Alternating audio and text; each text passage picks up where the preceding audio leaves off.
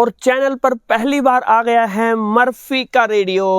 और ये वही मर्फी है जिसका विश्व भर में नाम था और फिलिप्स को किसी समय इसने कड़ी टक्कर दी थी। और बहुत ही प्रसन्नता हो रही है मुझे चैनल पर पहली बार एक मर्फी का रेडियो प्रस्तुत करने में। जी हाँ साथियों, यही कुछ विचार आए थे मेरे मन में जब ये रेडियो सबसे पहले मेरे हाथ लगा था, किंतु ये प्रसन्नता जो है वो क्षण भर की ही थी, क्योंकि उस समय रेडियो ख़राब था और जब मैं ठीक करवाने गया तो मुझे पता चला कि ये असली नहीं नकली मर्फी है।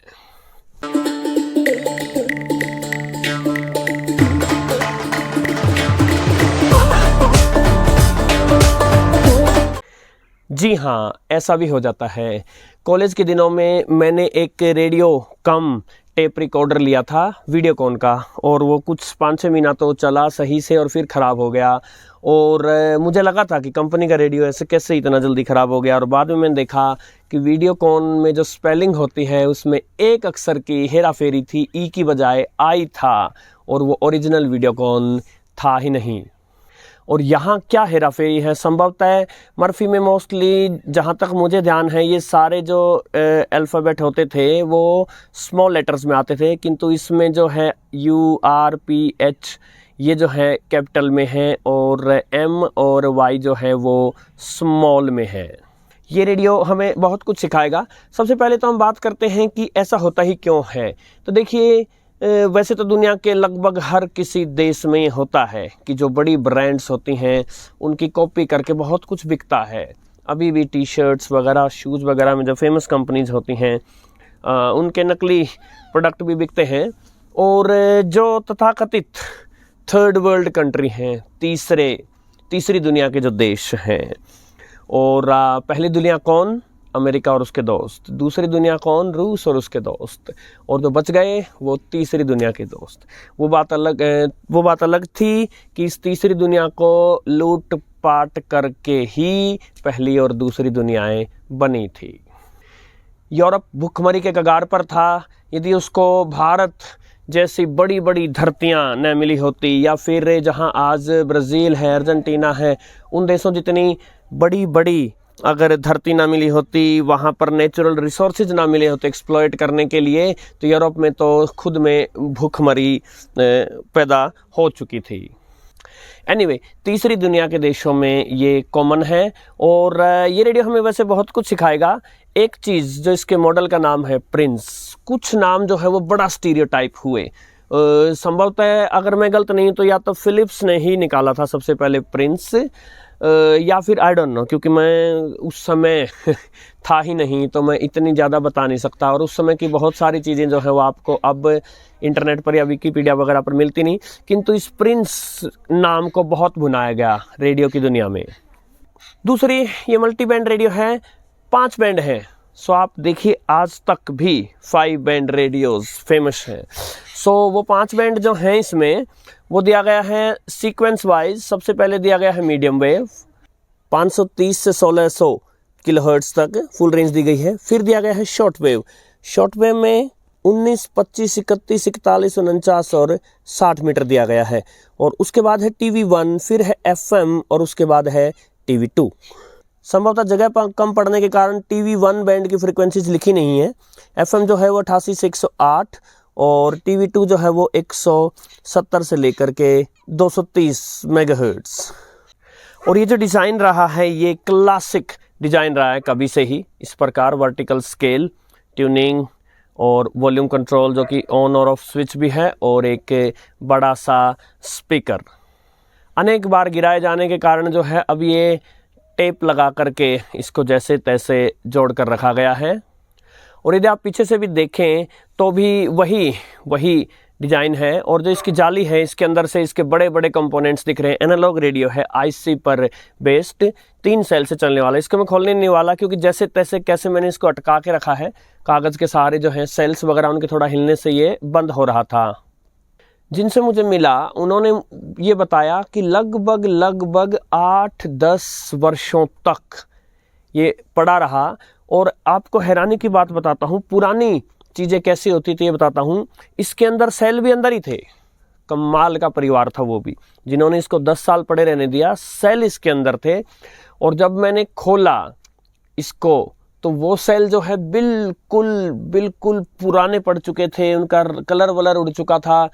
कुछ कुछ जो कागज़ है उनका, बाहर का कागज़ जो है वो लगभग नमी सी पकड़ चुका था, लेकिन फिर भी उन सेल में से कोई कचरा अंदर नहीं फैला। कमाल की बात है, उस समय के सेल्स भी कितना सॉलिड थे। और इतने वर्षों पड़े रहने के बावजूद भी ये देखिए इसका जो बैंड स्विच है कितने कितने अच्छे से काम करता है, कितने आराम से। नकली मर्फी होने के बावजूद भी एक अच्छा क्वालिटी इसमें बैंड स्विच है। और जैसा कि हमारे चैनल के दीर्घकालिक दर्शक योगेश जी बताया करते हैं कि दिल्ली मार्केट जब फली फूली तो उसके बाद जो है जो बड़ी कंपनियां थी उनका वर्चस्व टूटा था और आम जन तक जो है वो भी रेडियो पहुंचा था। अन्यथा रेडियो जो है उनकी कीमतें इतनी महंगी होती थी कि आम आदमी उनको लेने की सोच भी नहीं पाता था। ट्यूनिंग नीडल टाइम फिश होने के कारण एक तार से जैसे तैसे कैसे इसका जुगाड़ किया गया है। और यदि मैं आपको इसका साउंड सुनवाऊं,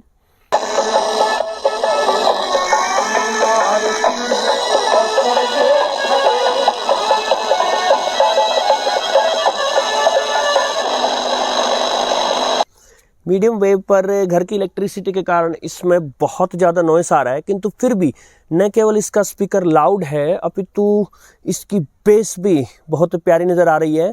और जो एनालॉग साउंड में एक स्वीटनेस नज़र आती है वो इसमें नज़र आ रही है। आज के मॉडर्न DSP रेडियोज़ को तो ये छक्के छुड़ा दे। और यदि ट्यून करके देखें इसके मीडियम वेव बैंड को,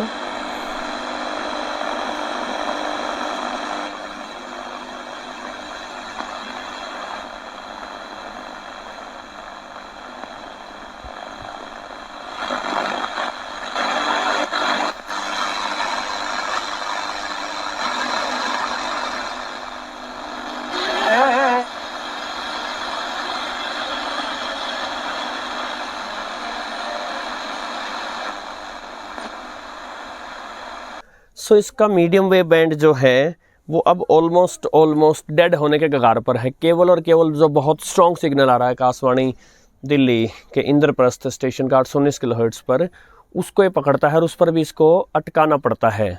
शॉर्ट वेव बैंड को ट्राई करके देखते हैं। क्योंकि इसका एंटीना टूट चुका है तो मैं ये छोटी सी एल्यूमिनियम की तार यूज़ कर रहा हूँ एक जुगाड़ के लिए।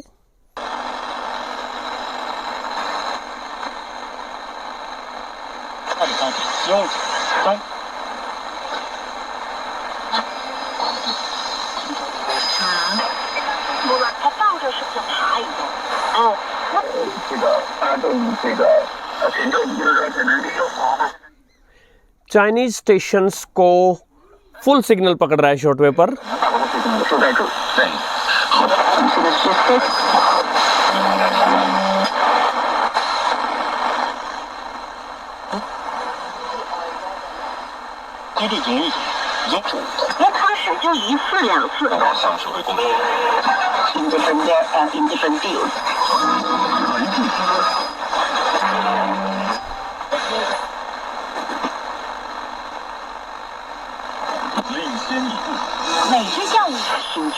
both train AI and also later to apply AI. So when China has advantages in developing renewable energies in a very effective and large-scale way, this provides a strong foundation for the development and application of AI. FM जैसा strong signal आ रहा है China radio international की तरफ से उनकी English service का। और 3 cell का रेडियो होने के कारण काफी लाउड जा रहा है। अभी तक भी बहुत ही सॉलिड साउंड दे रहा है ये।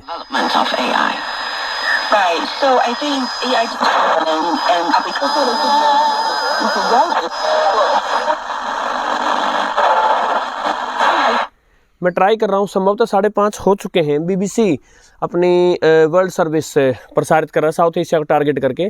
ट्राई करते हैं क्या उसको पकड़ पाता है ये।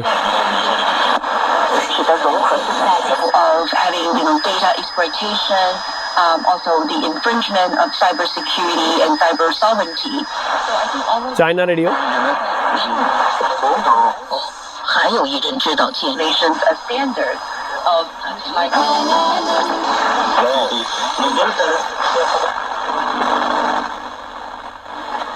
an extensive cooperation, joint contribution in shared benefits to address all these challenges in the security development.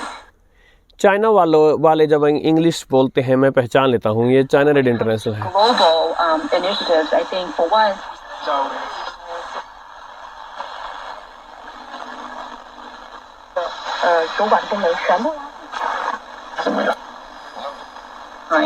But we also need global initiatives in building certain regulations. आप देख रहे हैं कितनी अलग अलग फ्रीक्वेंसीज पर चाइना रेडियो इंटरनेशनल ब्रॉडकास्ट करता रहता है। छुट्टी का पैसा फूंकते हैं वो शॉर्टवेव पर। Also really important. 代表咧就係中國隊出。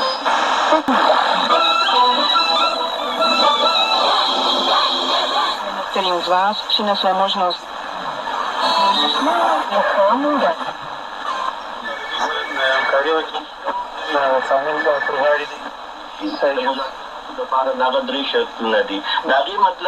सो शॉर्टवेव बैंड मुझे इतने वर्षों बाद टूटा फूटा पड़ा रहा, उसके बावजूद भी क्लासिक शॉर्टवेव पकड़ रहा है। मीडियम वेव बैंड पर ही ये है, अब डेड हो चुका है। और चलते चलते एफएम पर और ट्राई करते हैं।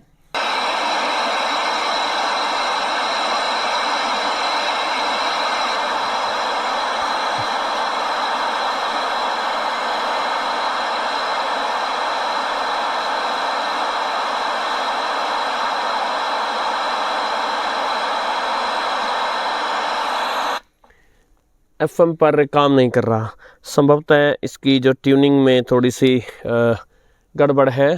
हालांकि वो ठीक की जा सकती है, लेकिन अभी मैं इससे कुछ भी पंगे लेने की अभी कोशिश में नहीं हूँ। सो इससे नकली मर्फी रेडियो ने भी हमें ये बताया कि कैसे 5 बैंड फेमस रहा, प्रिंस मॉडल फेमस रहा, और कैसे असली हो या नकली हो, जैसे तैसे कैसे भी दिल्ली में बनने वाले रेडियो जो है वो आम जन तक पहुँचे, रेडियो का प्रचार और हुआ। और ये नकली रेडियोज़ भी, रेडियो के प्रति जो है प्रेम इतना था उस समय कि जो नकली रेडियोज़ थे ये भी जो है साउंड में अच्छे थे, रिसेप्शन वगैरह में भी ये अच्छे थे। आशा है ये वीडियो आप सबको पसंद आया होगा। नमस्कार।